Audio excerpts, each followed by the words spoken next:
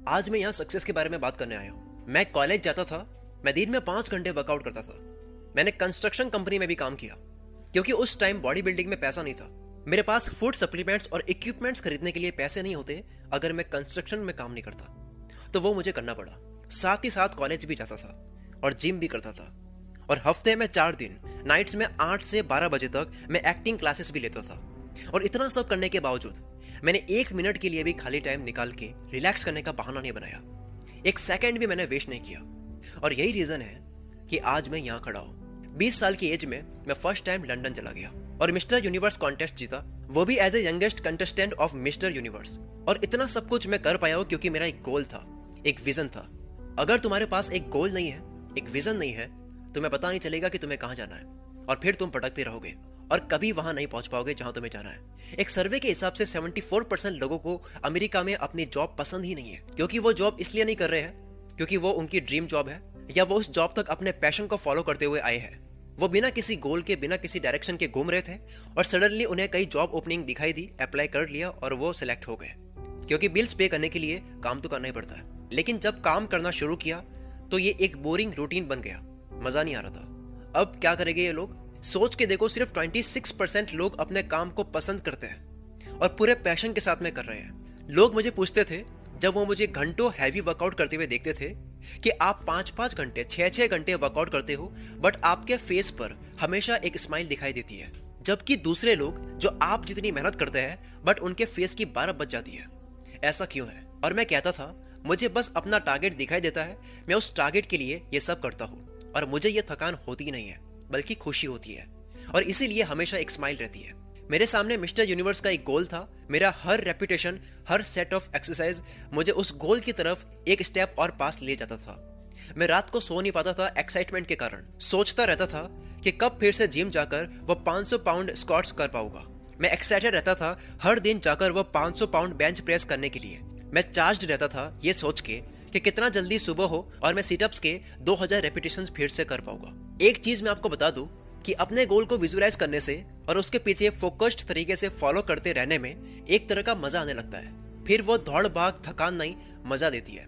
आप थक नहीं सकते। सो लाइफ में एक पर्पस होना बहुत जरूरी है। मोहम्मद अली को मैंने अपनी आंखों से जिम में रगड़ रगड़ के मेहनत करते हुए देखा है। एक बार एक स्पोर्ट्स रिपोर्टर ने उनको जिम में सिटअप्स करते हुए देखा, तो पूछा कि वो इन रूटीन कितने सिटअप्स कर लेते हैं। तो मोहम्मद अली ने जवाब दिया, वो तब काउंट करना स्टार्ट करते हैं जब बॉडी पेन करने लगती है। इसको बोलते हैं हार्डवर्क। हार्डवर्क से कोई नहीं बच सकता अगर वो लाइफ में कुछ करना चाहता है। कोई फर्क नहीं पड़ता कि तुम कितने बड़े बाप की औलाद हो, रगड़ के मेहनत करो। कोई मैजिकल पिल नहीं है जिसे तुम खा लोगे, या कोई सक्सेस का मंत्र नहीं है जो तुम जाप कर सक्सेसफुल बन जाओगे। कोई शॉर्टकट नहीं है, कोई मैजिक नाम की चीज नहीं है इस दुनिया में। वर्क वर्क वर्क, यही एक तरीका है। मुझे इतना गुस्सा आता है जब लोग मुझसे कहते हैं कि उनके पास टाइम नहीं है जिम जाकर 45 मिनट्स भी वर्कआउट करने का, या फिर कोई और काम एटलीस्ट 1 घंटे करने का, जिससे वो फिजिकली और मेंटली इंप्रूव हो सके। इमेजिन करो, आज से आप हर रोज हिस्ट्री सब्जेक्ट पढ़ना शुरू करते हो। अब सोचो 1 साल में 365 दिनों के बाद में आप कितना कुछ सीख जाओगे। या कोई और सब्जेक्ट या टॉपिक जिसके बारे में आप पैशनेट हो, उसे कंसिस्टेंटली बिना बहाने बनाए 1 साल तक पढ़ते हो या करते हो, उसमें आप कितने ज्यादा अच्छे हो जाओगे। Can you imagine? कोई बिजनेस जो तुम डेवलप करना चाहते हो, रोज अगर उस पर 1 घंटा भी काम करती हो, 1 साल के बाद में वो कितना बड़ा बन जाएगा। कितना कुछ आप उसमें गेन कर सकती हो, और वो तुम्हें कितनी दूर तक ले जा सकता है। Can you even imagine? और इसीलिए ये चीज मुझे गुस्सा दिलाती है जब 24 घंटे एक दिन में होते हुए भी लोग कहते हैं कि उनके पास में वक्त नहीं है। अगर 8 घंटे आप सोते हो, 10 घंटे आप जॉब करते हो, कोई भी काम करते हो, 4-5 घंटे फिर भी आपके पास में बचते हैं, क्या करते हो उस टाइम में? लोगों से मिलती हो, खाना खाते हो, एंटरटेनमेंट या कुछ और। पर तुम्हें यह क्लियरली समझ आ रहा होगा कि कितना सारा टाइम 1 साल में हमारे पास में निकल कर आता है। अगर हम ये सारा टाइम ऐड करके देखें, अगर तुम अपना टाइम ऑर्गेनाइज करके अपने काम को ऑर्गेनाइज करके देखो। मुझे नफरत है प्लान बी से। मैं बताता हूँ क्यों। क्योंकि हमारे पास में काम करने वाले कम है और डाउट करने वाले ज्यादा है। बट वो एक प्रॉब्लम नहीं है। ऐसे डाउट करने वाले और हमारे कॉन्फिडेंस को तोड़ने वाले लोग हमारी लाइफ में हर स्टेज पर मिलेंगे। उन्हें कैसे हैंडल करना है वो हमें अच्छी तरह आता है। पर प्रॉब्लम तब आती है जब हम खुद पर डाउट करने लग जाते हैं और हमें प्लान बी की जरूरत फील होने लगती है। ये चीज सबसे डेंजरस है, सेल्फ डाउट। बिकॉज अब तुम ये कह रहे हो कि अगर मेरा प्लान ए वर्क नहीं करेगा तो मेरे पास बैकअप में प्लान बी होना चाहिए, और मेरे पास है। यानी जैसे ही तुमने प्लान बी के बारे में सोचना शुरू किया, तुम्हारी एनर्जी, तुम्हारा अटेंशन डाइवर्ट हो गया प्लान बी की तरफ। और ये क्राइम है। अगर तुम प्लान ए को करते हुए या करने से पहले ही प्लान बी के बारे में सोच रहे हो क्योंकि एक प्लान में तुमने 100% दिया ही नहीं है, तो प्लान ए फेल होगा ही, बिल्कुल हो सकता है। एक बात आज सीख लो कि जब हम बिना सेफ्टी नेट के खेलते हैं तो ज्यादा अच्छा परफॉर्म कर पाते हैं। एक प्रोडक्टिव प्रेशर होता है हम पर जो हमें अपना 100% देने पर मजबूर करता है। तो अगर तुम्हारे पास में प्लान बी है तो खुश मत हो कि अगर प्लान ए फेल हो जाता है तो मैं सेफ हूं, मेरे पास में प्लान बी है, वो शुरू कर दूंगा। ये कोई अच्छी बात नहीं है। इस एटीट्यूड से काम करने से आपका प्लान बी फिर से प्लान ए बन जाएगा जो कि फेल हो जाएगा। मैं तुम्हें बता रहा हूँ, मेरी लाइफ में मेरे पास कभी कोई प्लान बी नहीं था। मैंने अपनी कमिटमेंट दे दी थी full time body building champion बनने में।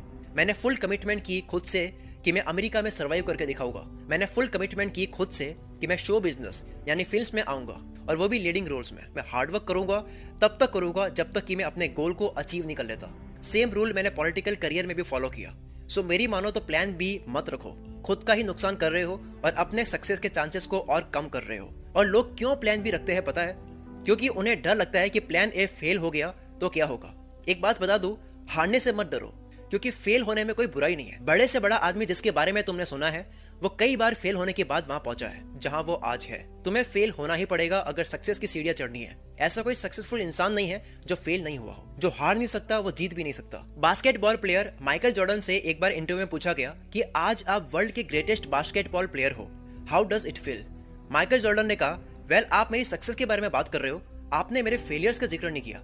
बट मुझसे पूछो तो मैंने ग्रेटेस्ट बास्केटबॉल प्लेयर बनने से पहले NBA गेम्स खेलते हुए 9000 शॉट्स मिस किए। माइकल जॉर्डन ने उस टाइम तक 9000 शॉट्स मिस किए। Can you imagine? तो क्या वो फेलियर थे? नहीं, वो उस वक्त even all time greatest basketball player है। जितने बड़े फेलियर होगे उतनी ही बड़ी सक्सेस होगी। हम सब फेल होते हैं, इट्स ओके। ओके क्या नहीं है पता है? मैं बताता हूँ। हारने के बाद फिर से खड़ा नहीं होना ये ओके नहीं है। फिर से फेल होने के डर से एफर्ट्स नहीं लगाना ये ओके नहीं है। खुद की किस्मत या दूसरों को ब्लेम करना ये ओके नहीं है। अपने वीक पॉइंट्स पर काम नहीं करना ये ओके नहीं है। सेम गलती फिर से रिपीट करना ये ओके नहीं है। ऐसा आदमी लूजर होता है। विनर्स फेल होते हैं, उठते हैं, फेल होते हैं, उठते हैं, हमेशा उठते हैं, कभी फिर से उठने में फेल नहीं होते हैं।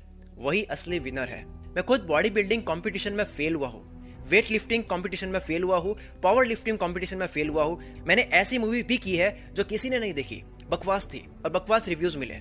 मैं इलेक्शंस में बहुत बुरी तरह से हारा हूँ। मेरी अप्रूवल रेटिंग्स कैलिफोर्निया में 28% तक नीचे आ गई और फिर से ये रेटिंग्स ऊपर आ गई और मैंने गवर्नरशिप जीत ली। हम सब हारते हैं, इट्स ओके। इसलिए कहता हूँ हारने से मत डरो, क्योंकि हारने की चिंता करोगे तो वही रुक जाओगे।